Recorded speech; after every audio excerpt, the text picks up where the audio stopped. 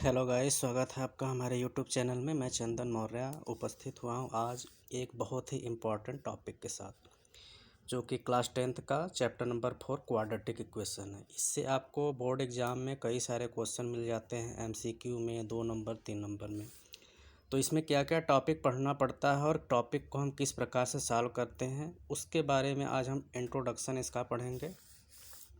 तो सबसे पहले चैप्टर का नाम है क्वाड्रेटिक इक्वेशन। तो क्वाड्रेटिक इक्वेशन होता क्या है, पहले ये जान लेते हैं। तो कोई भी इक्वेशंस क्वाड्रेटिक का पावर मीन्स 2 पावर, ठीक। जैसे कोई नंबर है, फैक्टर है, पॉलिनोमियल है, वह हमारा equation ax² + bx + c farm का हो, मतलब यहाँ पे पावर 2 है, इसका मतलब कि हमारा क्वाड्रेटिक इक्वेशन है। तो हमें इस चैप्टर में इसी से रिलेटेड क्वेश्चन पढ़ने पड़ते हैं, जो कि पावर 2 तक का होता है, जिसे हम क्वाड्रेटिक इक्वेशन कहते हैं। और पहले टॉपिक में आपका क्वेश्चन भी मिल जाता है। इस तरीके से आपका नंबर रहेगा, जैसे 2 हो गया, 3x + 4 हो गया, इधर आपका 4x + 5 है। इस तरीके से क्वेश्चन मिलता है, बोलता है कि आप इसको कैलकुलेट करिए और आइडेंटिफाई करिए कि वो आपका क्वाड्रेटिक इक्वेशन है कि नहीं। तो इसके लिए आपको इसके अंदर मल्टीप्लाई करने पड़ते हैं। मल्टीप्लाई करने के बाद यदि वो आपका इस फॉर्म में आ जाता है, मतलब मैक्सिमम पावर 2 आ जाता है, तब तो आपका क्वाड्रेटिक इक्वेशन होगा। यदि इससे कम पावर तक में वैल्यू आती है तो इसका मतलब कि वो आपका क्वाड्रेटिक इक्वेशन नहीं होगा। जैसे आप इसको मल्टीप्लाई करेंगे तो क्या आएगा, 2 3 जा 6x + 2 4 जा 8 आ जाएगा। यहाँ 4 4 जा 16x, 4 5 जा 20 होगा। अब यहाँ पे मैं देख रहा हूँ इधर भी x है, इधर भी x है, बट इधर भी सिंगल पावर, इधर भी सिंगल पावर है। इसको मैं ट्रांसफ़र करके सॉल्व भी करूँगा तो इसका जो x का पावर होगा सिर्फ 1 ही होगा, 2 पावर नहीं हुआ। इसका मतलब कि ये हमारा क्वाड्रेटिक इक्वेशन नहीं है। नेक्स्ट टॉपिक, इसके बाद आपका नेक्स्ट टॉपिक है solution of quadratic equation by factorisation. पहले हमने आइडेंटिफाई किया कि वह क्वाड्रेटिक इक्वेशन है कि नहीं, कैसे हो गया। अब यदि क्वाड्रेटिक इक्वेशन अब हमको मिलता है तो उसको हमको सॉल्व करना है, उसकी वैल्यू निकालनी है। किस मेथड से? फैक्टराइजेशन। इसमें आपका इस प्रकार से क्वेश्चन देखने को मिल सकता है। जैसे मान लेते हैं 2x² - 3x + 1, या फिर 2x² - 5x + 3। इस तरीके से क्वेश्चन अगर मिल गया, ये प्लस करिए माइनस करिए कुछ भी करिए, इस तरीके से हमारा इक्वेशन है। तो इसमें हमको क्या करना पड़ता है, सॉल्व करना पड़ता है। सॉल्व कैसे करेंगे? फैक्टराइजेशन मेथड से। इसमें हमको क्या करना पड़ता है, सॉल्व करने के लिए हम जो लास्ट का कांस्टेंट टर्म है और ये जो बीच का टर्म है, इसको लेते हुए सॉल्व करते हैं। जो बीच का ये टर्म होता है इसी को मैं क्या करता हूँ, स्प्लिट करता हूँ। इस प्रकार से स्प्लिट किया जाता है कि उसके 2 नंबर्स हों और फिर उसके बाद कॉमन निकाल के सॉल्व किया जाता है। तो यहाँ पे x² का जो कोफिशिएंट है रफली मैं यहाँ पे मल्टीप्लाई करके लिख लेता हूँ, जो कि क्या है, +2 है। अब हमको इस -3 नंबर को ऐसे 2 पार्ट में डिवाइड करना पड़ता है कि उसका आप मल्टीप्लाई करिए तो +2 आना चाहिए, उन दोनों नंबर को सॉल्व करने पे -3 आना चाहिए। तो इसमें मैं ऐसा पढ़ सकता हूँ कि -2 और -1, क्योंकि -2 मल्टीप्लाई करेंगे तो आपका +2 आ जाएगा। इसको ऐड करेंगे, माइनस माइनस मिल के ऐड होगा और 2 1 3 ये मिल गया। इसका मतलब कि हमारा हो जाएगा 2x² - 2x - x + 1। इनको एक साथ, यहाँ से दोनों में 2x कामन निकल जाएगा, x - 1 बचेगा। यहाँ कुछ कामन नहीं है, -1 निकालिए।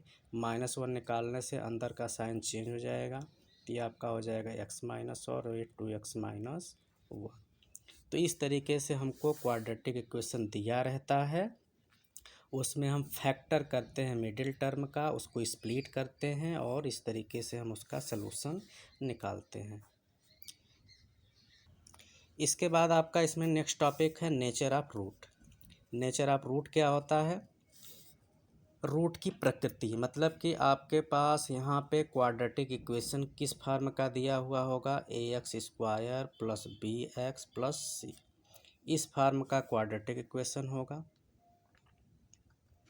उसमें से हमको अपने मेन इक्वेशन से कंपेयर करा के ए की वैल्यू निकालनी पड़ेगी, बी की वैल्यू निकालनी पड़ेगी और सी की वैल्यू। फिर उन वैल्यू को हमको एक फार्मूला होता है डिस्क्रिमिनेंट, मतलब डी, डिस्क्राइमिनेंट, जिसको हम डी से इंडिकेट करते हैं। इसके बराबर फार्मूला होता है बी स्क्वायर माइनस 4ac। हमने जो इक्वेशन से ए बी सी की वैल्यू फाइंड किया उसको हम इस discriminant D equals to B square minus 4ac में पुट करते हैं। पुट करने के बाद इसकी वैल्यू आती है, तो इसकी वैल्यू तीन तरीके से हमको मिल सकता है। पहली वैल्यू हो सकता है कि जो बी स्क्वायर माइनस 4ac की वैल्यू बराबर हो जाता है किससे, 0 के। या फिर हो सकता है कि इस बी स्क्वायर माइनस 4ac की वैल्यू ज़्यादा हो 0 से।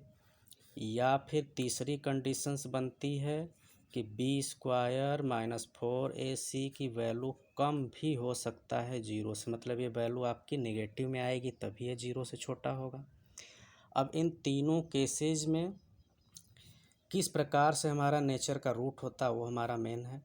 तो जब भी हमारा बी स्क्वायर माइनस 4ac की वैल्यू 0 आ गया, इसका मतलब कि हमारा जो नेचर का रूट होगा वह हमारा होता है कि इससे जो हमारे रूट निकलेंगे, क्वाड्रेटिक इक्वेशन है तो 2 रूट निकलेंगे, तो इसके जो 2 रूट होंगे वह क्या होंगे, इक्वल। इसका मतलब कि 2 इक्वल रूट इससे हमको मिलेंगे, जो कि क्या होगा, 2 इक्वल रियल रूट। ठीक, जैसे मान लेते हैं कि x की वैल्यू अगर 1 है तो दोनों की वैल्यू, जैसे यहाँ पे हम इसको कंपेयर कराएंगे तो x हमारे एक आएगा x की वैल्यू 1 और दूसरी आएगी 1/2। यहाँ पे अलग अलग है, बट अगर वैल्यू 0 आती है तो उसके दोनों जो x की वैल्यू क्या होंगे, 1 होंगे, मतलब बराबर होंगे, इक्वल होंगे। कब, किस केस में, जब बी स्क्वायर माइनस 4ac की वैल्यू कब होती है, 0, तो उसके जो 2 रूट होंगे इक्वल होंगे, रियल होंगे। दूसरे कंडीशन में यदि हमारा जो बी स्क्वायर माइनस 4ac है उसकी वैल्यू ग्रेटर देन 0 होती है। अब 0 से जब बड़ा है तो उसके क्या होंगे, 2, इसके भी 2 रूट होंगे लेकिन डिस्टिंक्ट, मतलब क्या होता है, 2 डिस्टिंक्ट रियल रूट। जैसे हमारा ए क्वेश्चन है, 2 हैं अलग अलग, इसका 1 था 1/2, इसका मतलब कि इसके जो दोनों रूट्स होंगे वह अलग अलग होंगे। एक मान लेते हैं अगर 1 है, जैसे इसी से हम ले लेते हैं, और दूसरा हमारा 1/2, दोनों अलग अलग है और रियल है। तीसरी कंडीशन हमारा क्या दिया है, यदि बी स्क्वायर माइनस 4ac की वैल्यू लेस देन 0 है, मतलब इसकी वैल्यू हो सकता है कि इसमें आ जाएगा माइनस में, तो उस केस में इसका क्या होता है, नो रियल रूट्स एग्जिस्ट, मतलब कि यहाँ पे इस कंडीशन में उसका कोई भी रूट्स हम फाइंड नहीं कर सकते। तो क्वेश्चन में आपको पूछता क्या है कि आप पहले, कभी कभी क्वेश्चन में सिर्फ नेचर ऑफ रूट पूछ देगा, तो इस फार्मूला से हमको वैल्यू निकालनी है और बता देना है कि किस प्रकार का है। इस कंडीशन में 2 इक्वल रियल रूट होंगे, इस कंडीशन में 2 डिस्टिंक्ट रियल रूट होंगे, इस कंडीशन में नहीं होगा। कभी कभी क्वेश्चन में यह भी देता है कि पहले चेक करिए, अगर चेक करने के बाद यदि वो इन दोनों कंडीशंस में आते हैं तो उसका आप वैल्यू भी निकालिए, तो वैल्यू फिर हम इसी तरीके से निकालेंगे। इस केस में नहीं निकल सकता है वैल्यू। अगर ये कंडीशन आ गया तो सीधे सीधे हम वहाँ पे लिख देंगे नो रियल एग्जिस्ट, और उसके आगे हमको कैलकुलेशन करने की ज़रूरत नहीं है। लेकिन अगर ये कंडीशंस आ जाता है तो आपको आगे फिर फैक्टराइजेशन मेथड से नेचर ऑफ रूट भी फाइंड करना पड़ेगा। तो इतने ही टॉपिक मेनली हमारे क्वाड्रेटिक इक्वेशन में थे। तो आई होप आपको अच्छा लगा होगा, और इसका जब हम नेक्स्ट वीडियो में एक्सरसाइज सॉल्यूशन करेंगे तो उसमें इससे आपको मदद मिलेगा। Thank you for watching.